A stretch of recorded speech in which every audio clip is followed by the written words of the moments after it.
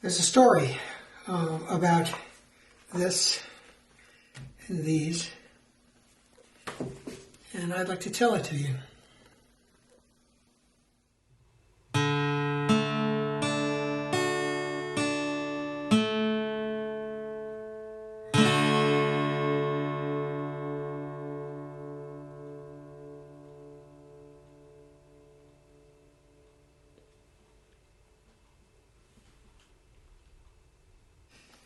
Hello, this is Keith Minion, Keith Minion Studio in Stanton, Virginia.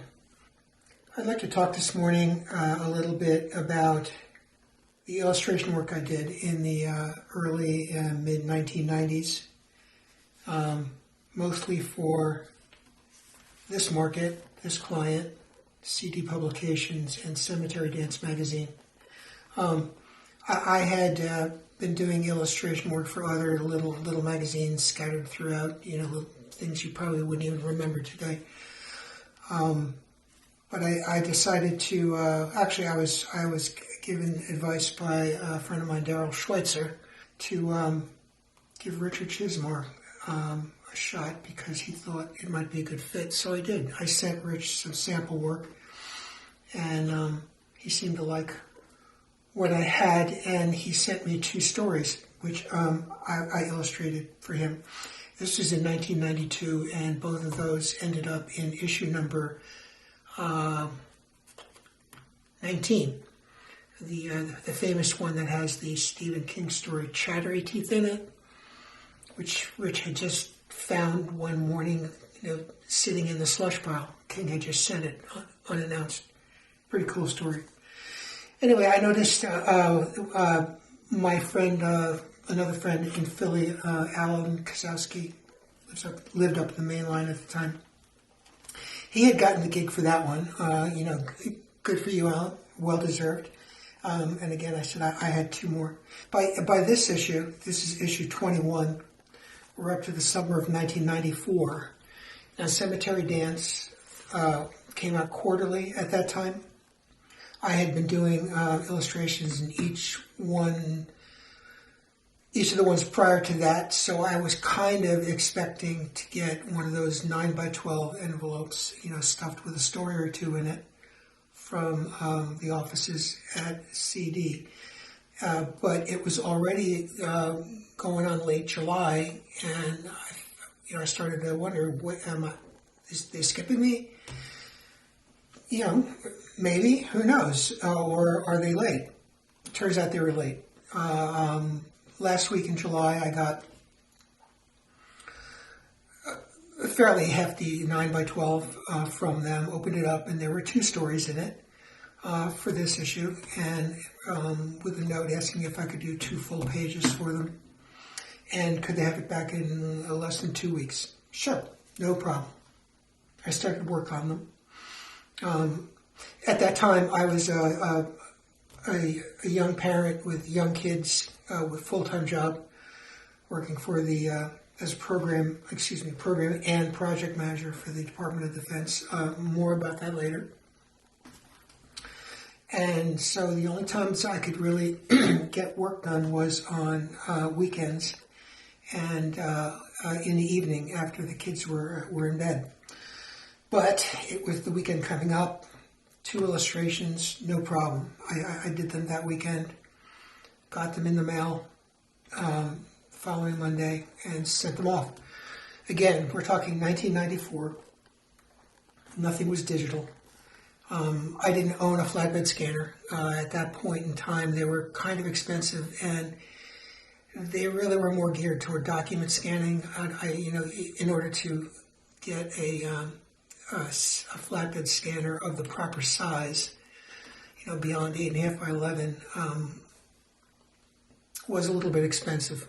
One that could handle artwork, specifically detailed photo and illustration work, was a little bit beyond me. So I, as in the past, when I finished an illustration, I sent the original art to the publisher, and then they did whatever they did with it and sent the original art on to the printer. And it was the printer's job at that point to photograph the art add halftone screens if it needed it, reduce its size to fit, and all the stuff that a printer would need to do to an illustration file that they had created in the print shop in order to get your artwork into the magazine. So that was Monday. Came home from work because I had mailed it during lunch, I think, and there was another envelope from CD, another 9x12. Huh, I thought. So I opened it up, and there were 3 more stories in there, for a total of 5, with a note saying, I forget, something like, somebody fell through. Is it possible I could also do the illustrations for these 3? Same deadline. And of course I said yes. Wow, 5 stories? I could do it, no problem. At that time, it was common for CD, for Cemetery Dance, to have up to 6 stories in each issue. So I worked my tail off, again, weekends, that one upcoming weekend and all the evenings between, to get all of those done. And I was able to get those in the mail to make the deadline. I took advantage of this, though, because this magazine was probably still is extremely popular with not only the reading public, but also with the genre editorial public. Art directors saw this, editors saw this, publishers saw this. So I saw this as an opportunity to portfolio my work that I could do for other clients, possible clients. So I decided to spread out the illustrations by making each one kind of unique by doing them in different media. Like I did one in pen and ink, I did a couple in watercolor, I did a couple in pencil, just to show what I could do. Just seemed like a good idea, and here were a chance to do it 5 times, all in one neat package. So that's what I did. But the story's not over.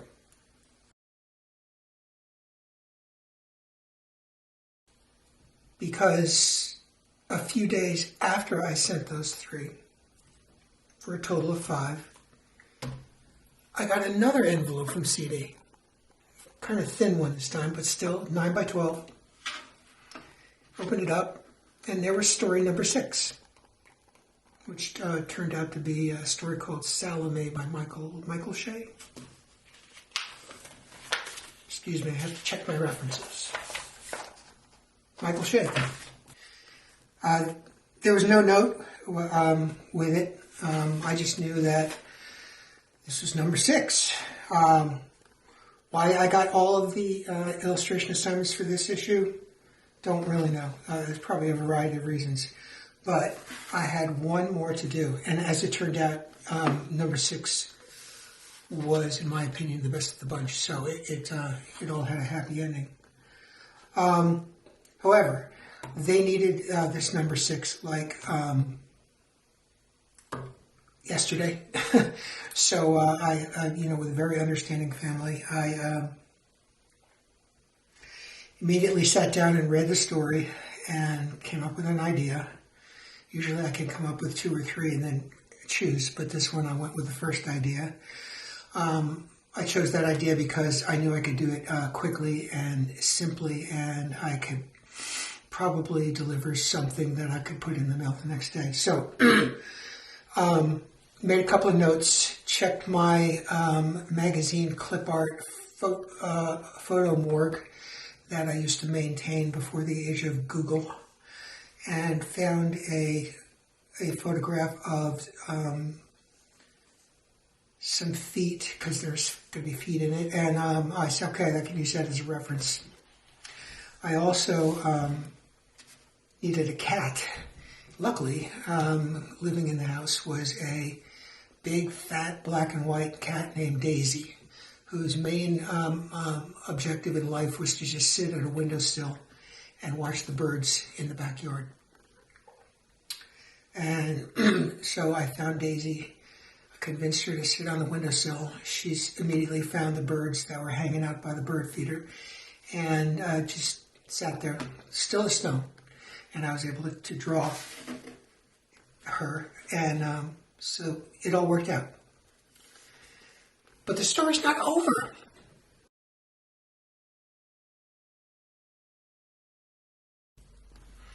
And of course, now for the next surprise. I'm sure we're all looking at the elephant in the room here. The cover painting. That's something I did. I was in the habit, I'm sure everybody was back then, of sending samples of their work out to publishers and art directors with examples of the work that they could do for them if they were interested. I had done the same thing with Cemetery Dance. I about a year before this issue came out, I had sent Rich a 5x7 photo, color photo of this painting, just on spec, on speculation. He didn't ask for it. Wasn't for anything specific that they were working on. It was just, hey, here's an image that I painted, and if you want to use it or something like it, I can deliver. So it turns out he did. He saw that sample and he asked me to send in the painting to be used for the cover for this magazine, which was just great. That officially became my first cover for Cemetery Dance. I think I had done one or two for Death Realm, Mark Rainey's wonderful little magazine back in the day, but this is the first one for CD. 18 by 24, large painting, easel painting. I did it as not as an homage, but just as a nod to this wonderful old Saturday Evening Post cover that the late, great Norman Rockwell had done. I think it was in 1949 issue of the Saturday Evening Post.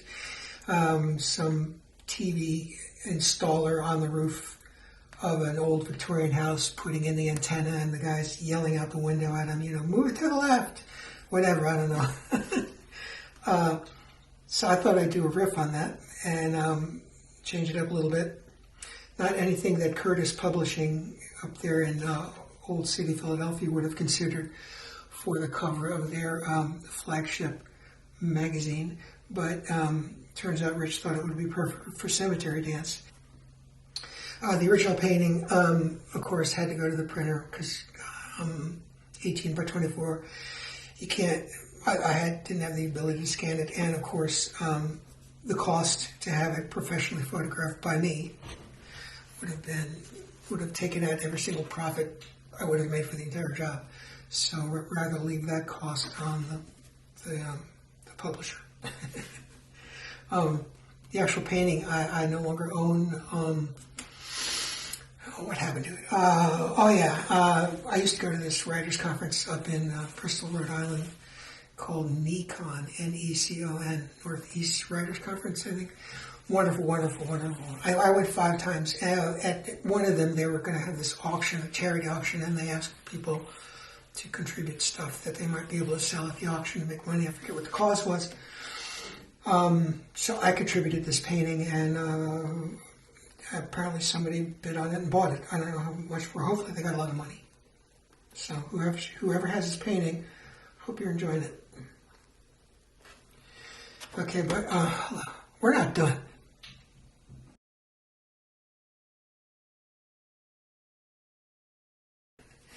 Because there's another 9 by 12 envelope that has yet to arrive. And it did, eventually, in time to still be during the summer of 1994. So, everybody's cool. As far as the world knows, we're just clicking this stuff up like clockwork. Anyway, in that envelope was 3 contributor copies of the magazine. It was CD's procedure at the time to give everybody who had something in the thing to get free copies of the thing, as added beyond getting paid. I opened it up and I looked, and the first thing I saw on the cover was, oh my God, what's my name doing on the cover? I mean, I didn't write any of these stories. I didn't write any of the reviews or the articles. All I did was draw, 5, 6, 7 illustrations and let them use my cover art. The other surprise was, and I may be repeating myself here, but if I am, please edit this out, that in putting the cover together, the printer had used an original painting that I had done, photographed the painting on a large format staged camera, and I had done my signature, my little rune thing down here in the corner, in green as it turned out, not knowing where the artwork would eventually show up. Since it showed up here, this design had the barcode down here in the corner. So it obscured the little rune thing, and somebody very kindly recreated the rune over here, much more neatly than I could have done it, painting it, and plopped it down on that side. So I was able to get, visual credit for the cover.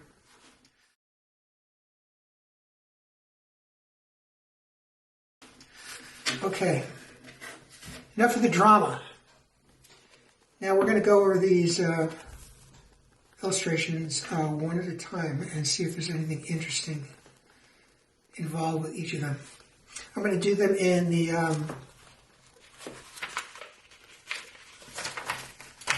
order of the table of contents, starting with Tyrannosaurus by Norman Partridge. This is pen and ink, obviously, Black India ink and Staedtler Mars technical pens are what I used. So pen and brush, solid black, black and white line, stippled black and white. I wanted this thing to be reproduced exactly as this, not halftone screen. I didn't want them to break the blacks up. I couldn't make them not do it. All I could do is suggest that they not do it. Because in my experience, some printers didn't really do that halftone screening of solid blacks very well. Things ended up becoming muddy on the press. You ended up with a blotchy kind of a result. A good pressman would be able to handle solid ink like this if they kept their eye on it. So I knew it could be done. So what I asked for down here in the border beyond the crops, I asked the printer, shoot as line art and reduce to fit. Reduce to fit is just, common sense. Anything you make large that gets made smaller, it just looks better. So, a little hint for all you novices out there. The reason why I put this here is goes back to that earlier comment where I said I was going to talk about my work. I have a lot of work experience, not actually running presses or anything, but I was involved with the printing industry professionally since about 1983, almost immediately after I resigned my commission from the Navy and went to work for the federal government as a DOD employee. I worked for agencies like the Navy Publications and Printing Service, which became the Defense Printing Service, which became the Defense Automation Printing Service, which then became the Document Automation Service, as the technology advanced from traditional printing to digital and automated. So I was involved with print jobs from the beginning, at least up to handing the job over to the production crew on the other side of the wall in a variety of places. But my last job, before I retired from the military, from the government, was for another branch of government. I went from the executive branch to the legislative branch, and I got a job at a field office, again in the Philadelphia area, of the Government Printing Office, GPO. There, I was a print contract specialist, where I actually wrote the contracts that would go out for bid to a whole variety of the printing industry, everything from a fourth level mom and pop shop making business cards all the way up to level one huge companies like Monarch out in LA, doing highly sophisticated four-color process for things like the Marine Corps recruiting campaigns. They did 2 or 3 a year. So I could talk the talk. So I talk the talk here. Why not? Talk to the printer. Again, I was doing a variety of genre of media. This was my sample for pen and ink. Okay. The second one is a pencil on coquille board.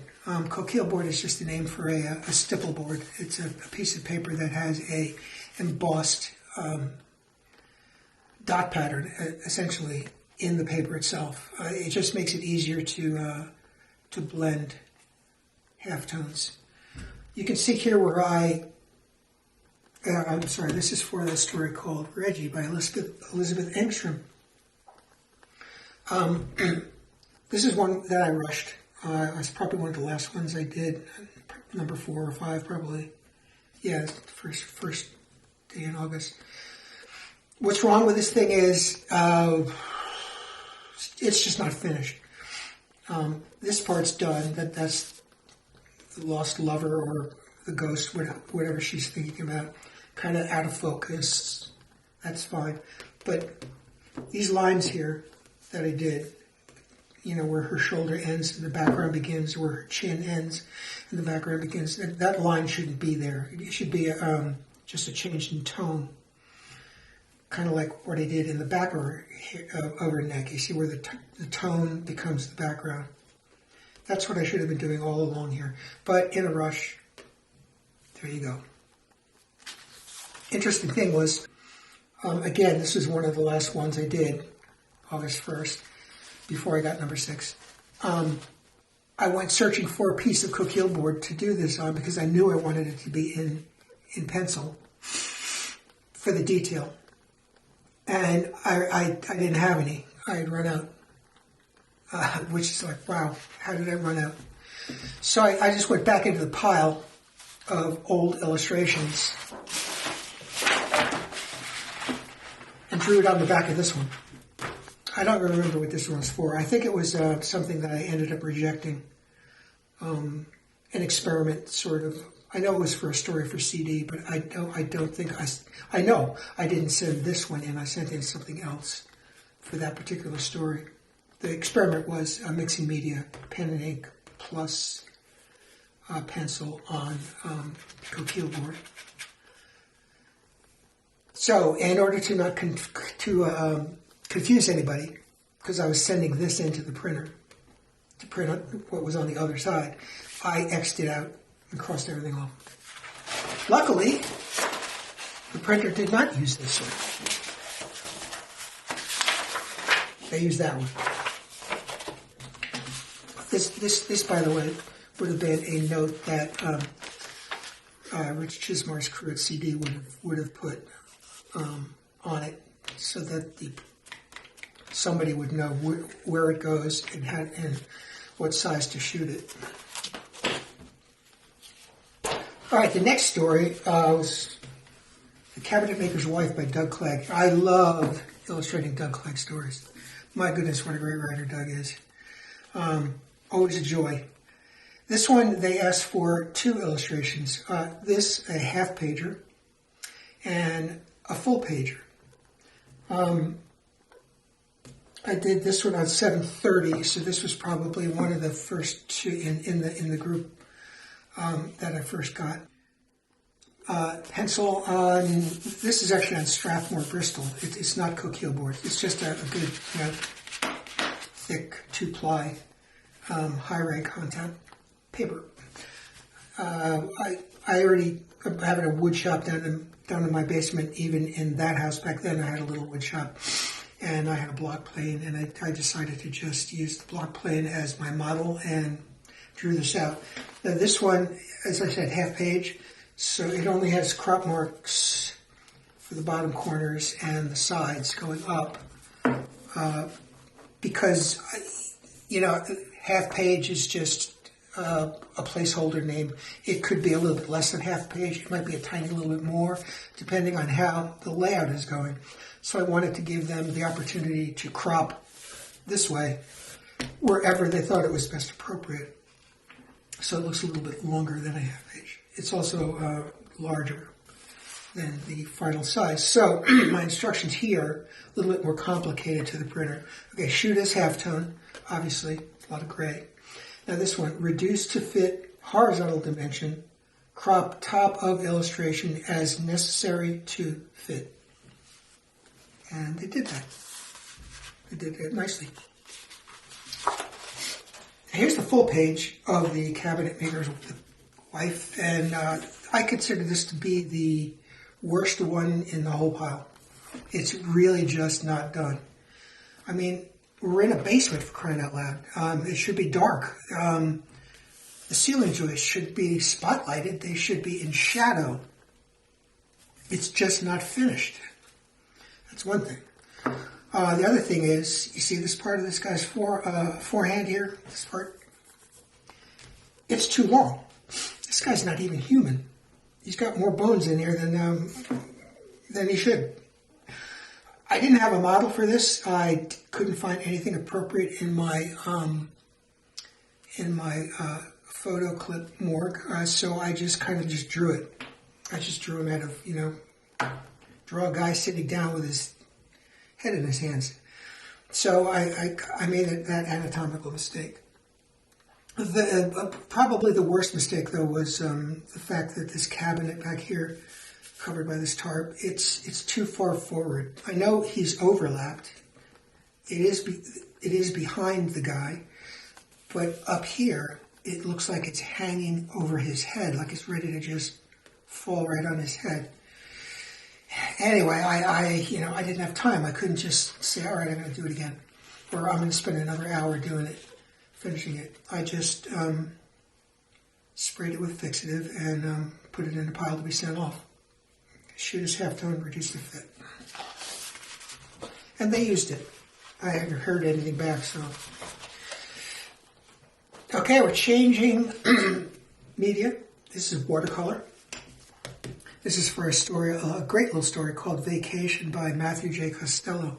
I believe it was a post-apocalyptic family trying to find a safe place in the storm. And apparently in this illustration, they've reached one of these sanctuary places, and nobody wants to let them in. It takes place in upstate New York, where I went to college for a while. So I thought, oh, I can use that. That might be interesting. Anyway, the cool thing about watercolor is it's quick. I just laid that wash in, and by the time the water evaporated, 2/3 of the thing was done. You'll notice that it's in a slightly blue tint. That's because you can create black halftone art for reproduction by using something approaching black. It doesn't have to be black. I prefer it, I still do, if I'm doing a monochrome watercolor, to use this color, which is called Payne's Gray. I use Winsor & Newton, and Winsor & Newton's formula for their Payne's Gray is mixing ivory black with French ultramarine blue to get this color. when it's photographed for halftone and then printed, the printer's using black ink, and of course it prints black, so the blue is just between me and thee, for my comfort level. Always works. There, shoot us halftone, reduce the fit. This is a half-page vertical, because see the at that point, I don't know if they still do it today, 2-column format for the layouts. But there was another one, another illustration for this story, which turns out I could not find. It's not in this pile. I don't know what happened to it. I send original art out. Sometimes I get all the original art back. Sometimes I don't.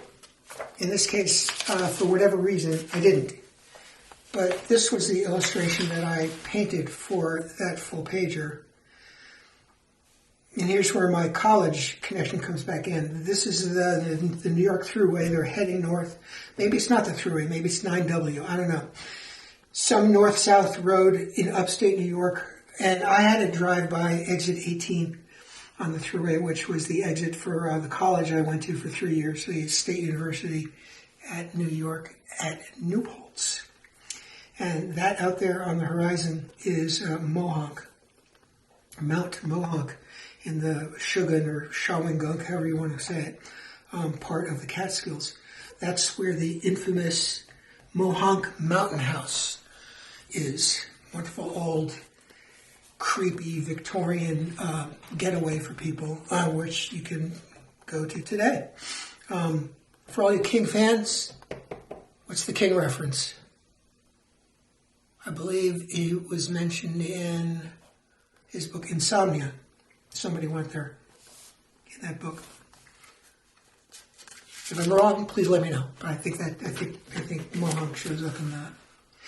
So again, watercolor, easily, quickly done. I did that, like in 15 minutes, and the rest was just very quick. But I thought it got the job done. Okay, back to the TOC.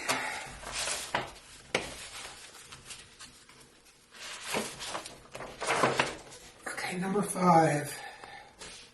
I believe it's 5. Yes, number 5. Watercolor again. A little bit of a dry brush kind of a watercolor. This is for The Man Who Liked Poe by Dan Perez. I never did any work for Dan's stories. I think this was the only one they ever did. Obviously he's doing a riff on the Cask of Amontillado. Half-page vertical. I did a lot of splattering to give texture to the brick and the mortar. I blocked that off so the evil young lady peering in before she murders the guy doesn't get all splattered. Shoot us half-tone, reduce to fit. Okay, number 6, finally. Hooray! Yes! Salome by Michael Shea. This is probably one of my favorite illustrations I've ever done, ever, for anybody, anytime, anyhow. Certainly the best one I think I ever did for Cemetery Dance. It's simple. I got the feet right. Daisy, my cat, was a wonderful model. I didn't even have to finish the bottom of the bathtub. I thought hanging off that looked cool. So I not only got all the stories illustrated in here, but I also got to do this. Sharp-eyed among you will see 7 entries here. Number 7 is called Shadow Games by Ed Gorman. That's a novel excerpt, which I was not asked to illustrate. Thank goodness. So there was no illustration for that. But those other ones, that was me.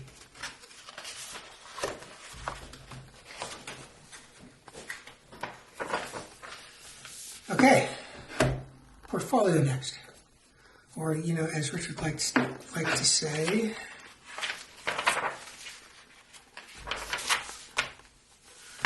now turn down the lights just a notch, flip the page, take my hand, and start the dance.